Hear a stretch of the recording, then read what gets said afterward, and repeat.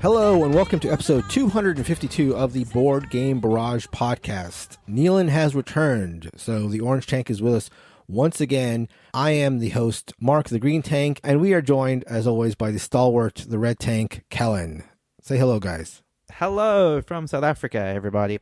That's right. That plane that you were looking up at last episode, where I asked you to look up and watch Neelan's plane, it has landed. He is in South Africa.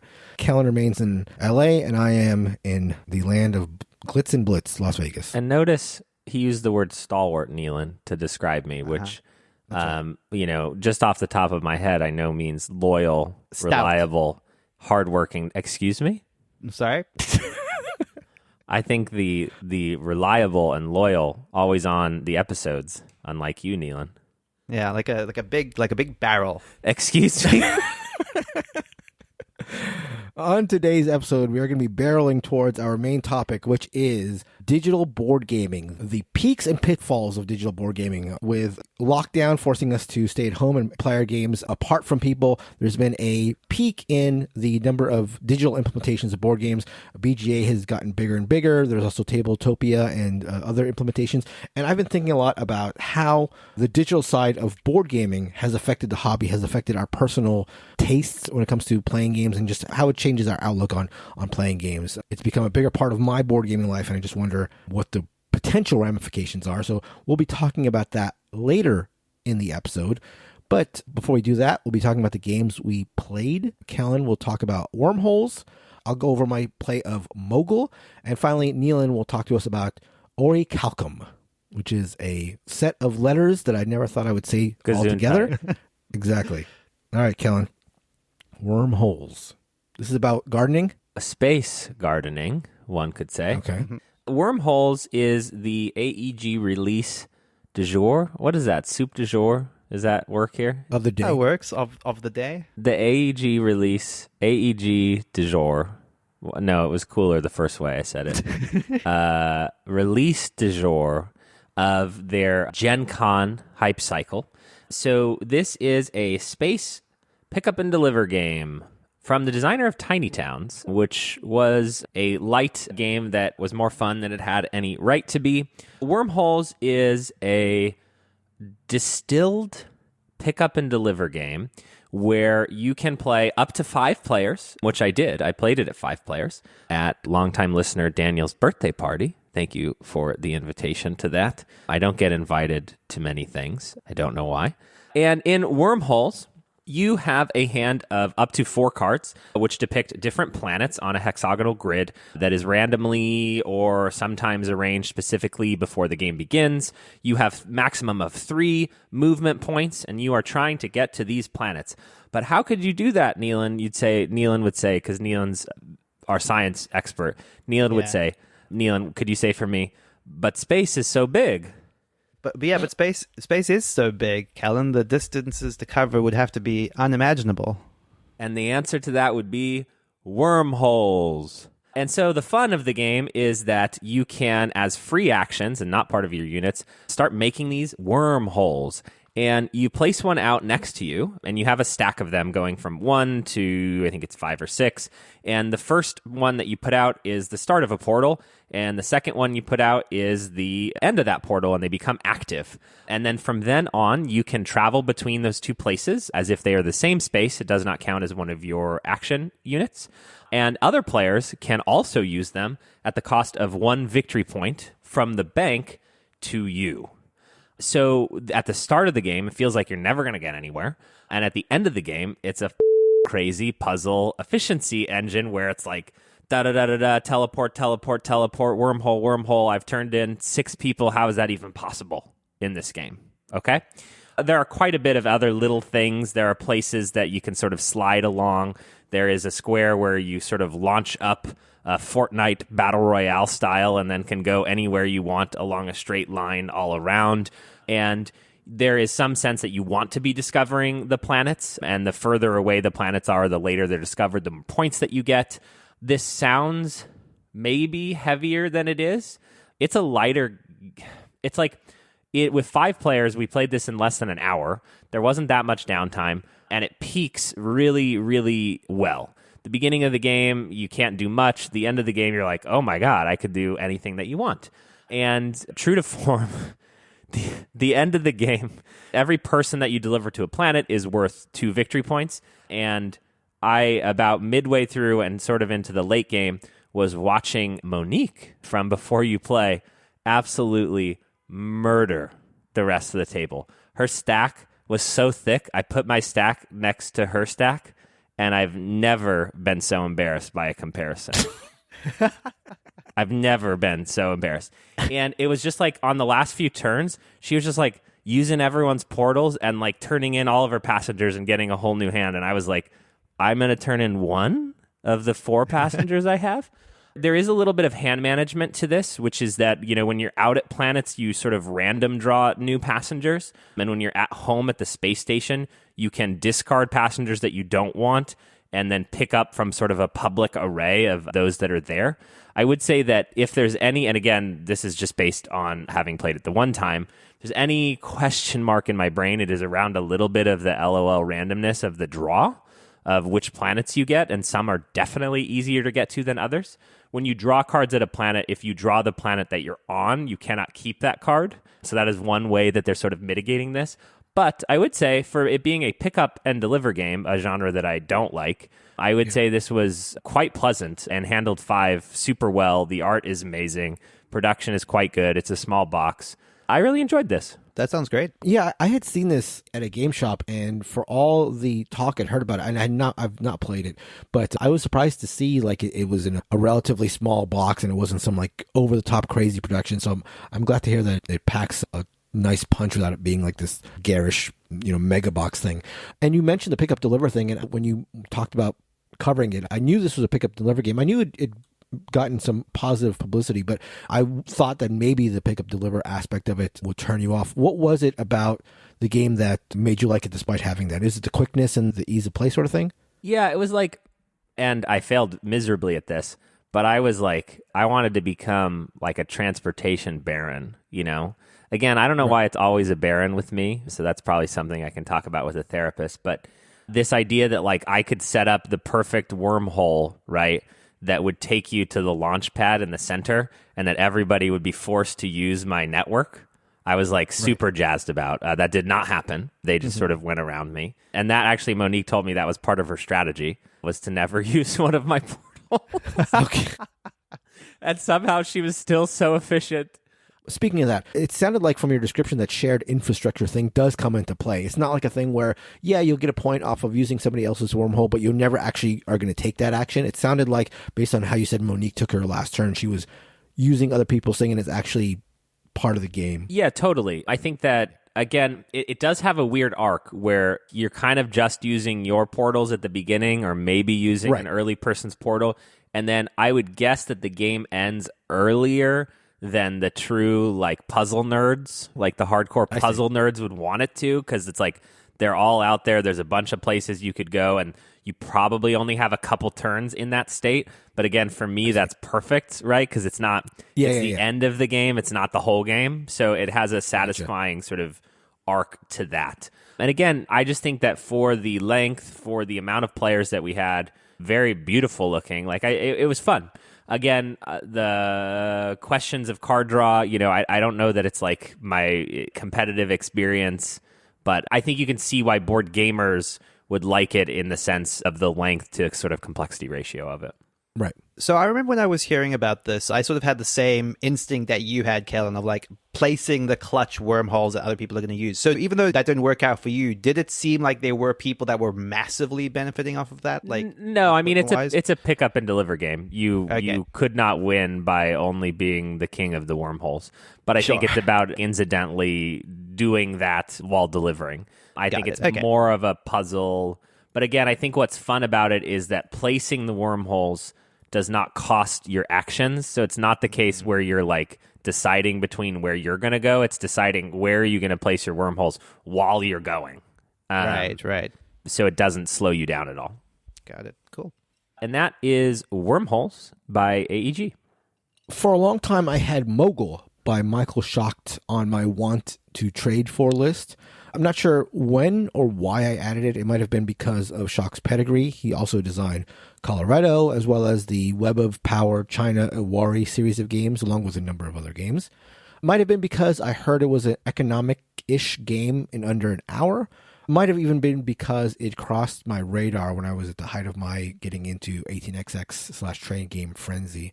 Never got my hands on it, and seemed to remember reading that maybe it wasn't all that I was hoping for. And I sometimes feel when it comes to older games, they can either fall in one of two categories. They can either be the sort of like breath of fresh air that Kalis was for me when I first played it years after it was first released, or I think they can go the other way and sort of show their age when compared to modern games. So whatever the reason was, I took Mogul off of my want to trade for list and didn't really give it much of a thought over the convening years. That's why I was intrigued when at my last game night, somebody, and this is a shout out to Cameron and Eric, brought a copy of Mogul. And so I got a chance to finally give it a try. Mogul, as I said, was a game designed by Michael Schacht, originally from 2002, although the copy that we were playing was from 2015, which is a revised edition with some fairly big rule changes and published by Rio Grande Games. In Mogul, you play as railroad tycoons, not barons, unfortunately, Kellen, I'm sorry to say, trying to amass. I know that might be a deal breaker for you, but I had to tell it to you. Yeah, I don't know. It's just like my hands are probably too big to not be a baron. Yeah, exactly. That's the problem. When I was playing it, I'm like, yeah, Kellen's two big hands are going to be an issue for him in this game. Yeah, thank you for saying that. I was going to, in the explanation, I was going to just pretend that you could play as railroad barons, but I didn't want to lie to you like that. You're a stalwart of the show, so I just wanted to be honest with you up front. The board is just I hope you appreciate that for my hands. That's right. The board is too small, Mark. That's not... How big is the board in this game? Am I lying? The board is very, very small. Thank you. But it's, for us normal-handed side people, it's very easy to carry around. Anyhow, so you're trying to amass the most money before the stock market crashes. So the game centers around a deck of cards with 5 different suits of cards representing the 5 different stocks in 5 different colors. Everyone is going to start with a number of stock, depending on the player count, and then someone's going to flip the top card of the deck, which is like the action that starts every turn, basically. Immediately, once that card is flipped, if you have any matching color stock, you get $1 for each that you have. So if you have 2 purple stock and a purple card gets flipped, you get $2. In this game, dollars aren't really currency as much as they are victory points. The currency of the game is, instead, bidding chips. So you start with a number. I think in our game it was like 8 bidding chips. And when that card is flipped over, you're going to take turns bidding on the card by throwing one of your chips in this nice little wooden bowl that gets passed around during the betting phase. The betting chips you have have this nice little clang on the wood when you drop them in. We had fun joking about how like a bid didn't count unless you heard the clink of the chip. Anyhow, you're going to continue bidding until someone decides the bidding has gotten too rich for them, at which point they pass and they take all the chips out of the bowl and add it to their supply. So this is, for the most part, a completely closed economy game. You can elect to, one time over the course of the entire game, lose $3/victory points to get 3 more chips, but that's the only way that money enters the game. It only happened once in our game, so it's, for all intents and purposes, a closed economy game. The winning bidder can do one of 2 things with the card that they just bought. They can add it to their portfolio so that when that color comes up, they make more money, or they can use the card for an action. And the actions come in one of 2 varieties. Each card has another stock's color on it that it can affect using the action. So, for example, all the blue stock cards have a gray representation on it. So the blue stock cards, if you use them for an action, affect gray stocks. The purple cards have a yellow color on it. So the purple cards, if you use it for the action, affect the yellow stocks, and so on.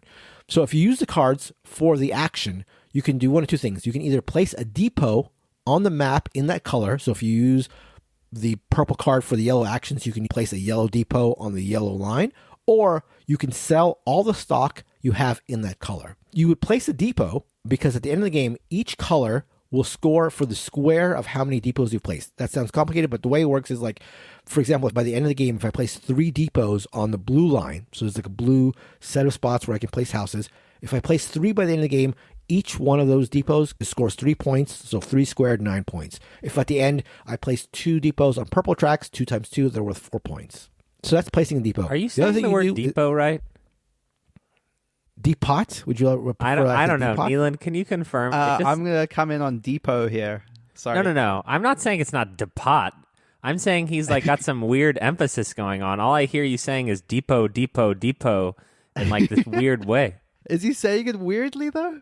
I don't know. Okay, I want to get stuff to construct a new room in my house. I'm going to go to the Home Yes, say it. Depot. And you say, I want to go to the Home Depot. Depot? No, Home Depot.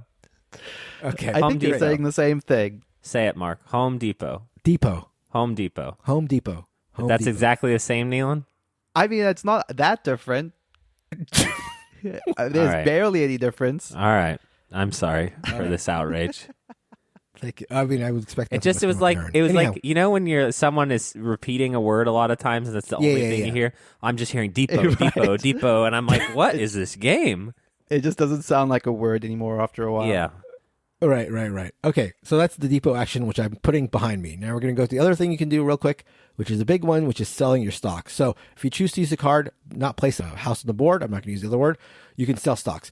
If you choose to sell stocks, you have to sell all of them, and you get points/dollars equal to all the stocks showing on the table times the amount that you own. So if I own 3 yellow stocks, and among all my opponents and me, there are 5 total showing on the table, I get 3 times 5, 15 points. But then, of course, I have to get rid of all the stocks that I had, thereby also sort of tanking the future sales in that color. So whoever wins the auction gets to pick whether, again, to keep the stock or use the action. The person who finishes second place gets to do the other thing. So if I finish second to Kellen, he decides to use a brown card for a depot, obviously he would, then I get to keep the card. Alternatively, if Nealon wins the auction and I finish second and he wants to keep the card, then I get to do the action. So it's a game where often you want to try to, if not win the card, finish second to at least get some sort of benefit from the card that's been flipped. You keep doing that until the crash card comes up, at which point the game ends immediately, and then you sell all your remaining stocks for $1 each, so it's like much less efficient, and count up all your depot points. Last time I'm going to say that word. Do you promise? I promise. If this central mechanism sounds familiar, it's because it was the inspiration for No Thanks, which was done by Thorsten Gimler, which I did not know prior to playing. Well, that's what's funny is as you're describing them, just thinking like, why don't more games use No Thanks as sort of bidding system? And I just assumed it was the other way around. Yeah, same with me. Absolutely same with me. I had no idea until Cameron told me and I looked it up. So yeah, that's interesting. I will say that I really, really like this game. It ticks all the boxes for me. A short rule set that get out of the way quickly, excruciating decisions all the time, a closed, tight economy. Really, really enjoyed it. I can maybe see where it's not a game for everyone, and perhaps it might even be a game that sort of gets stale over time in a way that something like No Thanks might not, because No Thanks is that much easier to teach and play. But Mogul, honestly, isn't too far off of that in terms of ease of play. I've re-added it to my wanted trade list, and I think it's a great game for folks, for example, who want the feel of like a cube rail game or something like the Estates, although not quite as mean, in a much quicker time frame. So yeah, I would definitely recommend Mogul by Michael Schacht and Rio Grande Games. I would also recommend the 2015 edition rather than the original 2002 because of rule changes, and I think the 2002 edition is only in German as well, which is not important because there's not much iconography or language, but just the rule changes alone I've read that are much better in the 2015. We should play this game. I think you guys really like it. Yeah, it sounds like something that would just kind of just tickle that exact fun factor versus simplicity, that we like a lot when it comes to like competitive games. Yeah, I think you guys aren't like really huge fans necessarily, correct me if I'm wrong, of like the Estate, but maybe I love the Estates.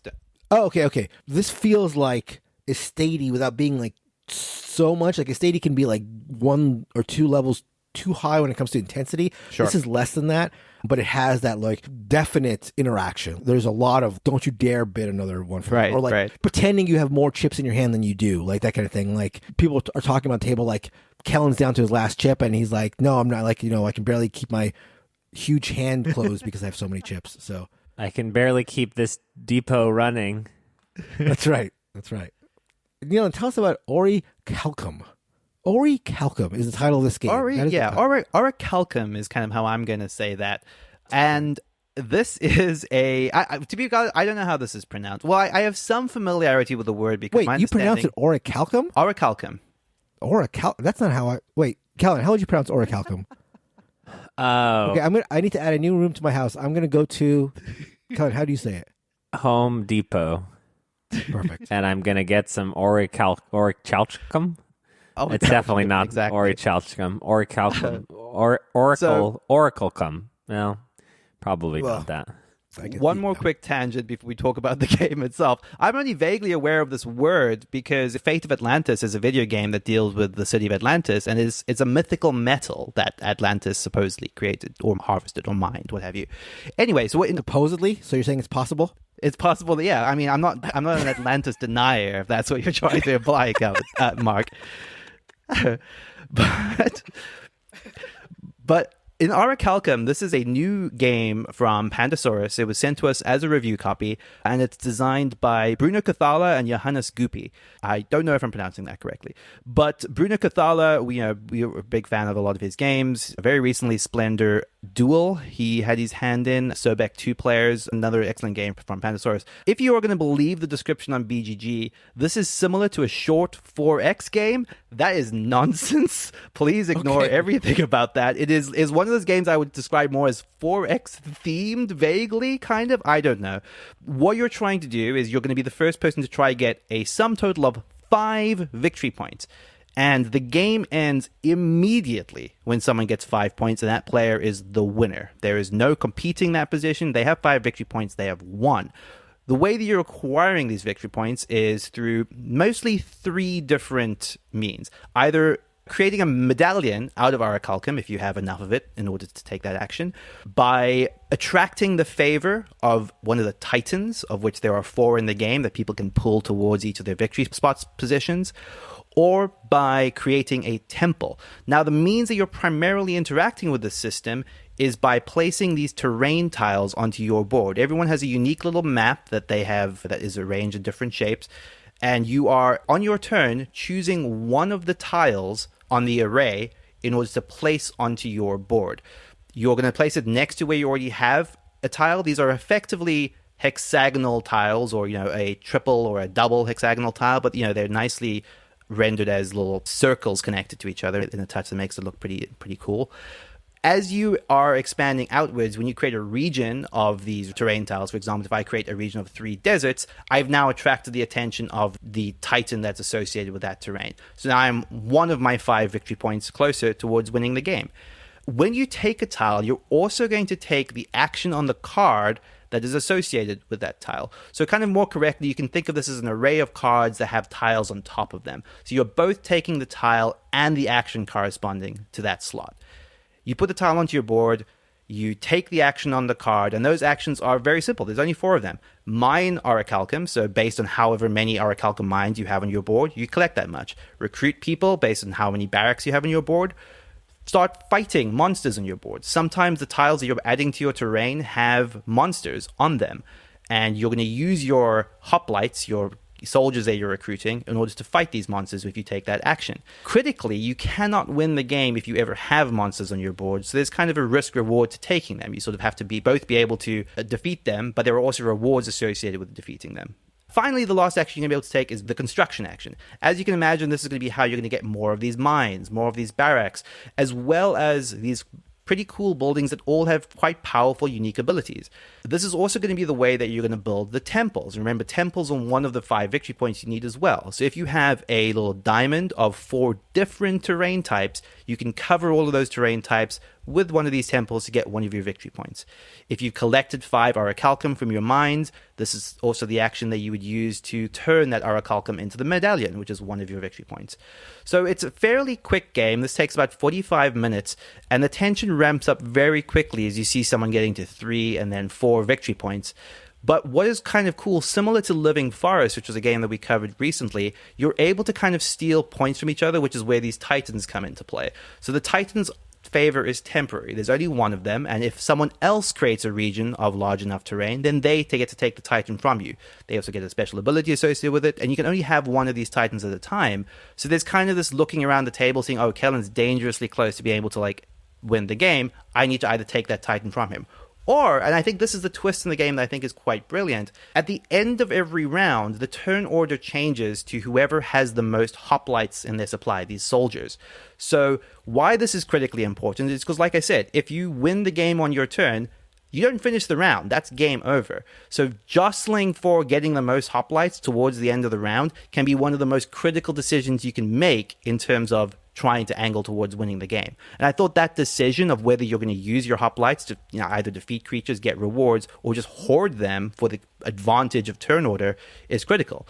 Because one of the things that's also kind of neat is that the cards don't replenish until the end of the round. So if you're later in the turn order, you're just getting less and less options. So there is a big advantage to maintaining your status quo at the head of the turn order. One more little mechanic that I thought made this game is on any given turn, you can also pay to take an additional action. And that's just an additional free action of any of the types by spending Orichalcum, by spending soldiers. So you're definitely incentivized to use those soldiers, to use Orichalcum, because that's action efficiency. But it might be at the cost of, getting the points you need to win your game. So there's a lot of really, really smart decisions in this. I thought the production was quite lovely. It's got a very cartoony style, which is, pretty strongly associated with Pandasaurus at this point. It reminds me a lot of Sobek 2 Players, if you've seen that. Just that very vibrant, bright, cartoony art. And I had a great time with this. Both times I've now played it. I thought it was light enough, lovely enough to play with the systems, and you're always just constantly watching what other people are doing. Because if they plan their turns just right, they can go wham, wham, wham from 3 points to winning the game out of nowhere. And I think that was really cool when people sort of planned and were able to pull that off efficiently. How is this not a roll and write, Neelan? Because I think it doesn't really share the action mechanism of having one sort of action pool that everyone is utilizing. It is effectively action selection. So on every given round, those cards in the middle are going to refresh. The deck is relatively small, but on your turn, you're choosing from an array of cards, right? So a lot of that decision is, okay, well, I kind of want to take this one because it's cheaper. And this is your typical sort of array that as you take a card, the cards slide down and they get cheaper. So you can either pay more soldiers to take the action that's further up, or always get an action for free, right? So you're sort of looking around saying, I can see that Dan needs a construction action in order to win this, so it might be more important that I take the one construction action out of the pile, as it were. But it's there's no direct player interaction, and most of the game is happening on your board. I think that's probably true, yeah. The interaction comes mostly in the Titans, so it's typical that someone will have one of those Titans at any given point in the game, and if they're banking on that being their victory point, something that they're relying on, then, the game does definitely very quickly pivot to being able to steal those Titans from other people. But yeah, it's one focal point of action. Again, the interaction selection, the turn order are all considerations. I definitely wouldn't say it's a low interaction game, certainly not on the scale that we sort of generally associate with that. And it also moves quickly enough that I do think there are enough points of just being very concerned with what the other players are doing and how they're going to be able to beat you to the punch, whether it's to actions or the win itself. Aside from this, keeping your opponent from getting that extra point that they need to push them over the top, does it feel a lot like Living Forest, which is a game that you referenced in your description? It sort of has that look and maybe seems like a similar type of game? It definitely did remind me of that. That was definitely the closest game that was in my head as I was playing this. Particularly because Living Forest very specifically has 3 different win conditions, right? And is a race, and it's whoever gets to one of those wins. But in Orichalcum, you kind of have 3 different routes you can go down, but you can go down them in different combinations, I might go 2 temples and 2 Orichalcum and 1 Titan, or there are some buildings that allow you to get multiple Titans, so that's a viable option. You can go very construction heavy, which means you're just getting all of these cool special powers. One of the games I played, the person who won that game, they just had a board that had this intense action economy going. So their actions were all 1 resource cheaper, and they could take 2 on their turn. So they were just doing 3 actions on every single one of their turns, and it was awesome watching them be able to pull that off very effectively. They just slowly built to a massive array of powers, and then just cascaded from there. So it did seem in contrast to Living Forest, where I would say the powers on the trees in particular, their advantages just seem kind of granular. This gave you cool abilities. The things you were able to do once you get those buildings felt cool, felt unique. Okay. It felt a little bit more diverse in terms of the opportunities it affords players to play it slightly differently. I'm intrigued to play more of this. I have a suspicion you both would dig it. Very light, very fun. I dare say family friendly. That is Orichalcum by Pandasaurus Games. All right, before we get into our feature topic, just an update that as we have done since the beginning, we are going to be taking Thanksgiving off. So absolutely no episodes are going to be released for Thanksgiving. Enjoy the holiday with those around you. But again, just a reminder that there will be absolutely no Thanksgiving episode, as has been the case for every year that we've been on. Again, to be clear, no episode next week. No chance of an episode next week. They don't even celebrate Thanksgiving here. What? Oh, wow. That's crazy. No turkey? How does No that turkey. work out? It just means that we get to eat more food at Christmas, I guess. I don't know. Oh, and a quick update for me. I am attending PAX Unplugged solo. No Neelan, no Mark, no Christina. And again, we mentioned earlier in the episode, this is called sort of hanging a lantern on something, that I don't get invited to many things. So if you're there and you want to hang out, feel free to reach out to me on the Discord or on Twitter or at my personal cell phone.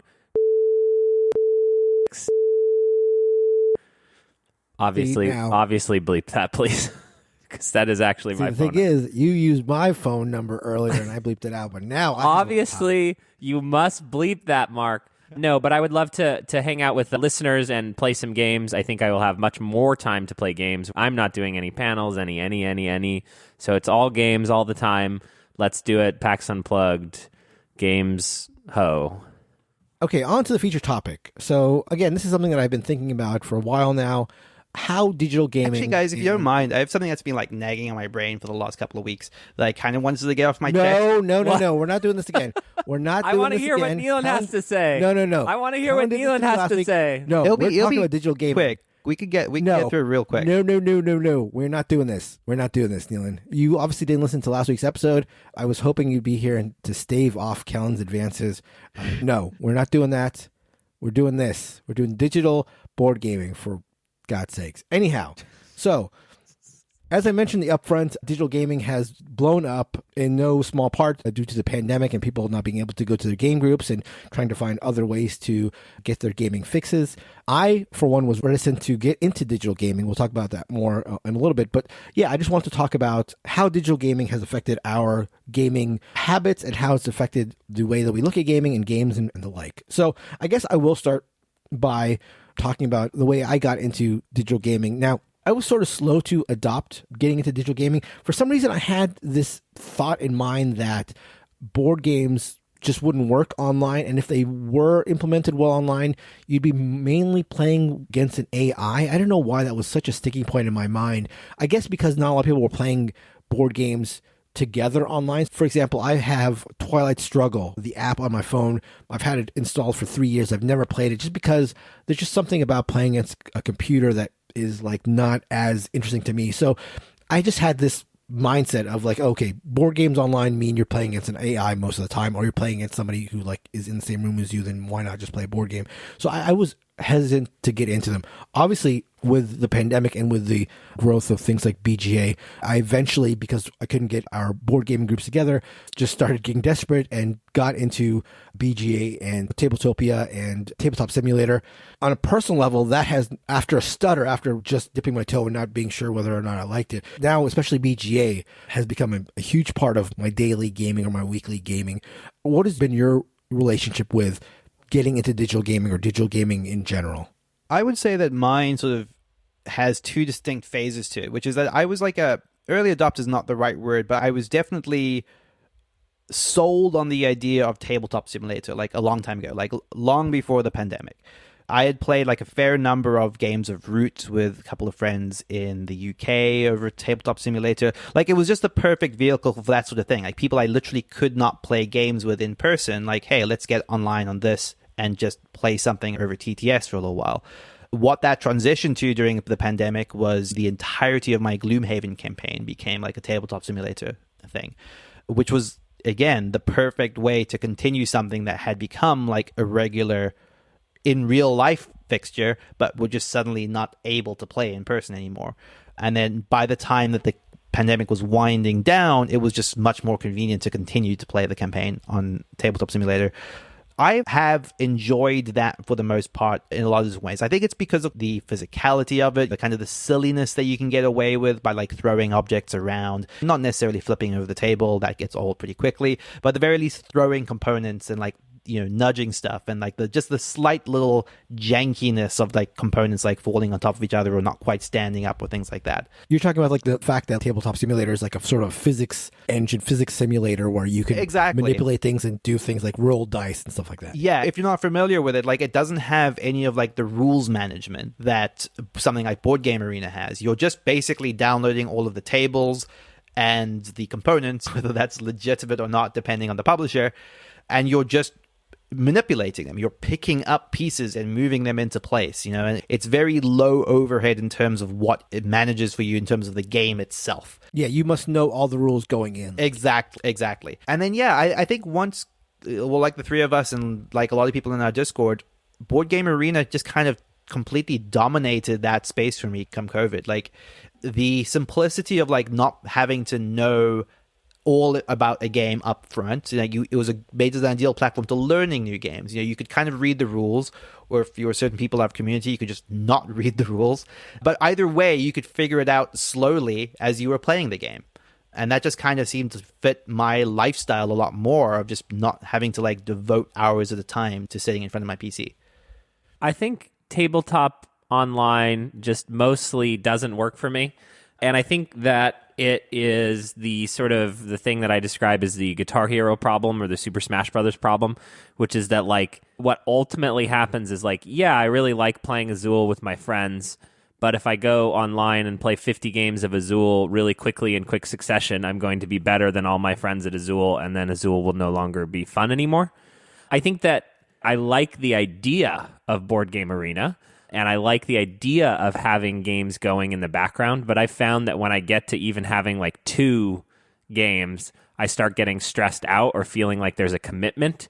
It almost feels like a notification on my phone, when you're trying to clear the notifications. Like maintaining a game on Board Game Arena is like literally like that, except when I click on the notification, I got to do something smart.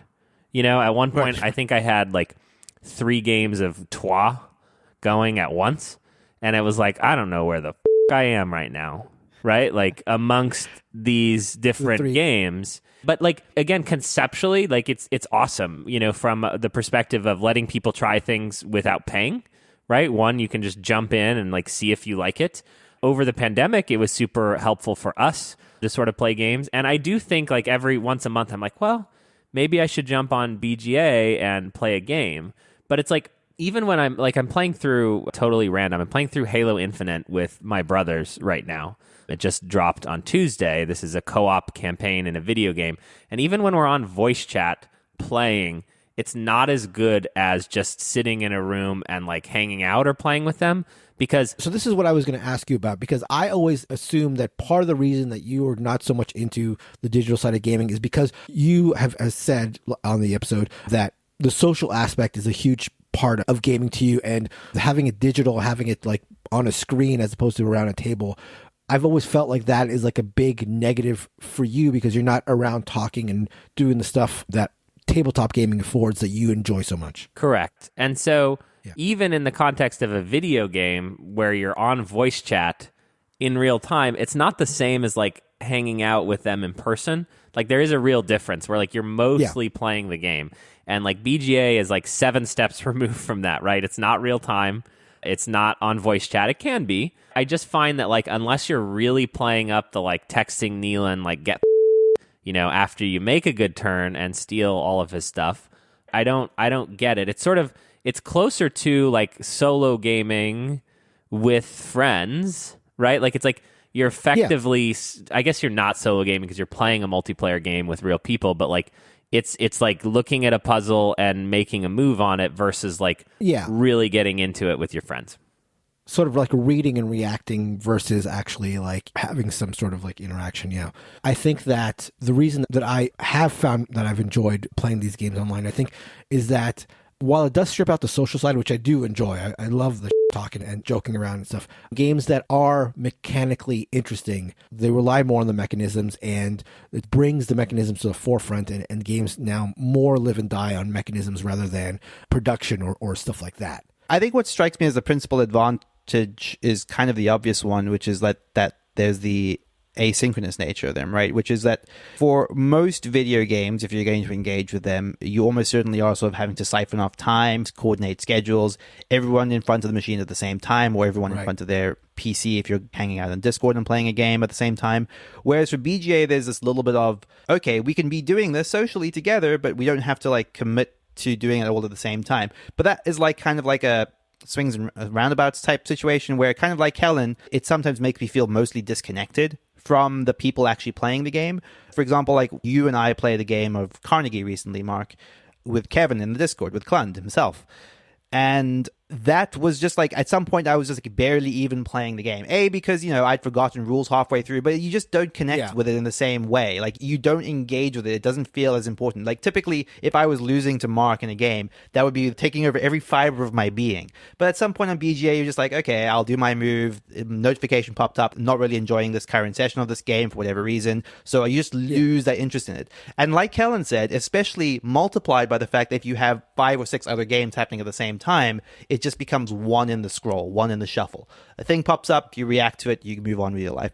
But that's to say, I've had some fantastic games in BGA, and they tend to be the ones either where I'm playing less games at a given time or where I'm interacting more with the people playing the games. I've definitely had some sessions of this that kind of felt especially fighty. Like, even though it's a dumb game, our most recent game of Next Station London, Mark, we were like grappling with each other right towards the end of that, and that just felt more interesting and more interactive for it. Absolutely. Yeah, it's funny. You mentioned like the notification windows, but there's also like the chat boxes, which obviously is like a poor substitute for having somebody around the table. But I do find that whenever we're playing games on BGA, if anybody decides to do some chatting, even if it's on a little chat window, it does enhance the quality of the game so much. And it doesn't lend itself to that kind of like chatting, so it's not ideal. But if people are able to invest that sort of like aspect to it, it does enhance the quality of the games. The biggest thing I want to talk about, though, when it comes to digital gaming is how it affects, and maybe this is more of a me thing than the two of you, but how it affects my perception of the games that are available online. So, like, I'll say the biggest thing is that I didn't know this going into playing the games. Like, I didn't know how it would affect the way I see them. But I will say that, and I'm sort of loath to admit it, that any game on BGA becomes a game that I'm not really interested in acquiring anymore, which is something I don't like to sort of say because don't tell the publishers. I'd like to encourage publishers to keep them on BGA.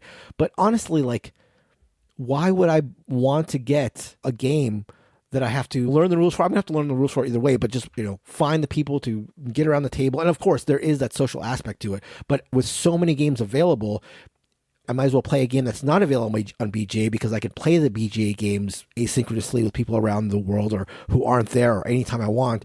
So I'll save the table time. I'll table games. Mark. Reference last week's episode. Mark. Be reasonable. That are not available on BGA. So again, I'll just admit this, even though I'm loath to. There are games that I was interested in acquiring, but now that I play them on BGA, I have no interest in acquiring them anymore. Have you guys felt anything like that? I might have a different take on the way I acquire and get games in and out of my collection, but do you guys feel like games on BGA are games that you are more interested, less interested to acquire, anything like that?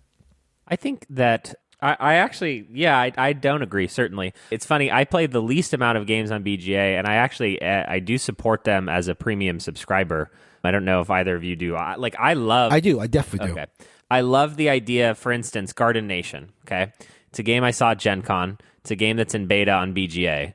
And I'm like, I go on BGA sometimes and just like click around to stuff. And the fact that I can play a quarter of a game or a half of a game on BGA and then buy it if I like it, it's like a really good testing ground for me in that way. So I'm like clicking around on Garden Nation like while we're recording right now going, oh, does this have a tutorial? Like I'm going to check it out. Okay. I'm also looking at Living Forest, right, which is something I played in person. And I was like, I really like that. Maybe that would be good for Christmas. So it's like maybe I'll play a game or two of it right now just to like either lock that impression in or not. I can understand, why your sort of ruthless capitalism ho nature would say like once it's on there, like them. But I think most of us And that's a direct quote, I would say, from Mark Posada at Board Game Barrage. I don't feel like that would hold true for most people, but curious what you think, Neelan. Yeah. I'd say it because I feel like I'm often in this position, but I'm definitely somewhere in the middle where there are some games where that holds true for. Like, so I went through this very recently with like Next Station London is a good example, which a game that I think is fantastic on BGA. And, you know, I had this thought of looking at it and being like, should I buy this? And then you kind of look at it and you think about having a box on your shelf and a game that like works so well on Board Game Arena. I'm just like, no, I get what I want from this game entirely out of Board Game Arena. And that's totally fine.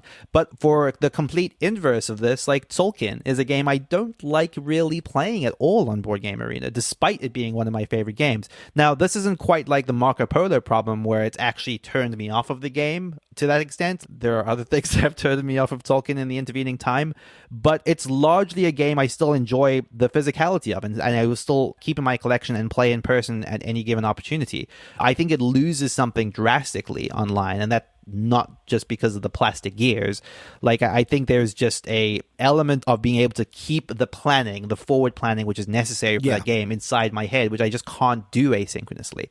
And I think that is, for me, especially true of heavier games. Like I mentioned trying to get into Gaia Project. You mentioned Carnegie. Those are two games that I try to learn through BGA, and the amount of planning that those games ask of you and trying to do that asynchronously with all these components being represented on your screen, it just completely fizzles for me. And so, yeah, absolutely. I think games like that, while it's funny because Gaia Project did not enjoy my play of it on BGA, still think I would like it, but the fact that it exists on BGA still, for whatever reason, is making me like not really want to acquire it in person, just because I feel like I might as well have it on BJ. It's interesting because even though I was just saying this about heavier games and that problem, Gaia Project is one that I'm close to thinking the same thing about, that I don't necessarily need to have the physical version of that. But that's largely because that is a game that, unless you have a lot of diehard fans of it, is fairly hard to get to the table. It's a very daunting game to teach people and to hope they will like, because it's a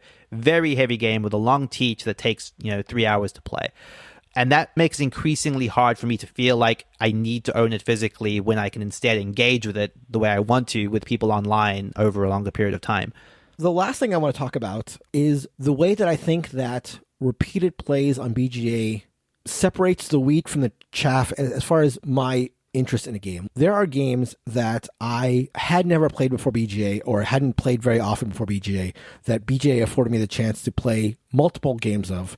And it has struck me quite a bit that there are situations where games have risen incredibly, in my estimation, through multiple plays of BGA. And then there are other situations where games have dropped precipitously through BGA. And it just strikes me as just interesting. And there's an aspect of burnout of a game. So, for example, the biggest example for this, of the negative side of this, is Seven Wonders Duel, which was a game that I enjoyed playing in person in my couple of plays. I played it maybe 3 times in person and enjoyed it. And I thought it was a game that maybe was right outside my top 50 or something like that. And then got a chance to play it more and more on BGA, and whether it is a lack of, soundness in the game, or whether it's a game that's not meant to be played as much as I played it on BGA, or whether it was something else, has been a game that now I'm just like not interested in playing in any way.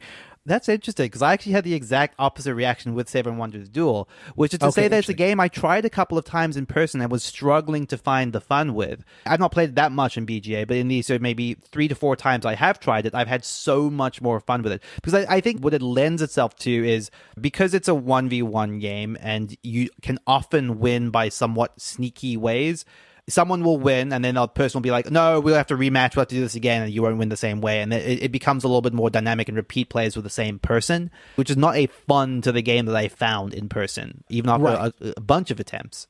And that sort of leads into my other side, the other side of the coin for me, where games that I had played a couple times in person and was maybe so on, or even liked, some games on repeated plays have rocketed up my top games list. The clearest case in point is Race for the Galaxy, which I played once or twice in person, thought it was okay, and then got a chance to play it over and over again on BGA. And I think it's a game that so much comes out on repeated plays, so much of the subtlety and the nuance of the ways you can play and the different paths to victory you can take. And now I've played it literally hundreds of times. It was my number 2 game all time on the last list. And, spoiler alert, I'm not going to mention the games, but there are other games that I've played on BGA that I enjoyed okay in person, but now playing them over and over again and just seeing like all that they have to offer has really, really grown my estimation of the games and have sort of like really improved the way I think about them. Quick example of this is Riftforce, which is a game that you guys taught me, and I enjoyed it okay, but now I've had a chance to play Riftforce a number of times on BGA and really, really have enjoyed it. And I've seen like the nuances of choosing the different types of characters and different like actions you can combine and how they work together, and sort of realizing, okay, if my opponent picks this character with that power, I need to counter it with this. That's something that a couple of plays in person might not bring to the forefront, but when you play games repeatedly in BGA, really brings out. And so figuring out what those games are and being able to play them a lot has just been really, really fun for me. Like I have a game of Race for the Galaxy that I've had basically going nonstop for the last like year with different listeners, and that's just a fun thing that I know is always going to be there. And like I know, and I've felt that having a lot of games can feel like a obligation, but when you get a number of games or a bunch of games going on BGA that you really like, at least for me, it's always like I know it's a respite. Like if I'm having a rough day or something, I can feel confident that, hey, I've got this game of Race for the Galaxy in the background or whatever that I can always go to that's going to give me a chance to like puzzle something out that I've enjoyed. And so that's definitely a positive side for me of online gaming. I have one last twist to this question I'm curious to get your take on, Mark, which is I've now played a whole lot of games of the Great Zimbabwe online. And I'm at the point where I'm not convinced I ever really want to play that game in person ever again. Yeah. But I think it's largely because the digital implementation smooths out a lot of the rough spots about playing it in person, which is working through all the permutations and calculating costs of things, etc., etc. Yeah. Does that skew your opinion of like how you even think about recommending that game? Because it's hard to say to someone, hey, I love the Great Zimbabwe, but only if you have a computer taking care of the bad bits. Yeah, it's funny. I don't know if I have any situations where I feel like games, like in the Great Zimbabwe situation, like if they ask me for a recommendation or if I would recommend it, I'd say, yeah, I would recommend it. I think it's a great game. I really enjoy it. I don't know if there are any games to me that are so much better online than in person that I would also caveat it by saying, and you probably shouldn't get a copy. You should probably just play it online because it's much better. I think that a lot of games are, all the rules being integrated in the implementation, all the pieces being there, not on your board and not having to clean up and set up. I think that is a benefit, obviously, that BGA lends, but I don't know if there are any games that are improved so much by that or where the setup and teardown and all that stuff is so much of a burden to me that I would say, yeah, but only play it online. Although, again, I will say that, Great Zimbabwe, if I didn't already have it, I probably wouldn't seek it out anymore because I would think to myself, I might as well just play it online. Like, why do I need a copy when I can just play something else in person? So, yeah, that's interesting. I don't think there are any games that fit that specific niche, but it makes sense to me. Okay, so I think that's going to do it for the episode. Let us know what your thoughts on digital gaming are. I'd be curious to see if people have found that some of their favorite games lowered in their estimation after playing digitally, or if they've been able to uncover games that they maybe have not played very often or at all that have become some of their favorite games. You can share that with us at boardgamebarrage.com/Discord. You can go to the podcast channel where we discuss that week's podcast and let us know. You can also find us on all forms of social media, Instagram, Twitter, etc. You can get more episodes by joining our Patreon at boardgamebarrage.com/Patreon, where we release off the records, which are episodes that we record right after the main episode, as well as bonus episodes, which we release intermittently that are full-fledged episodes where we talk about things aside from board games. We maybe talk about board games as well, but we'll talk about different kinds of media and things going on in our lives. That's available again at boardgamebarrage.com/Patreon. A thank you, as always, to Heart Society for our intro and outro song, What's on Your Mind, Kid? And one last reminder, Thanksgiving next week, no episodes, so don't expect one. Bye-bye. Goodbye. All right.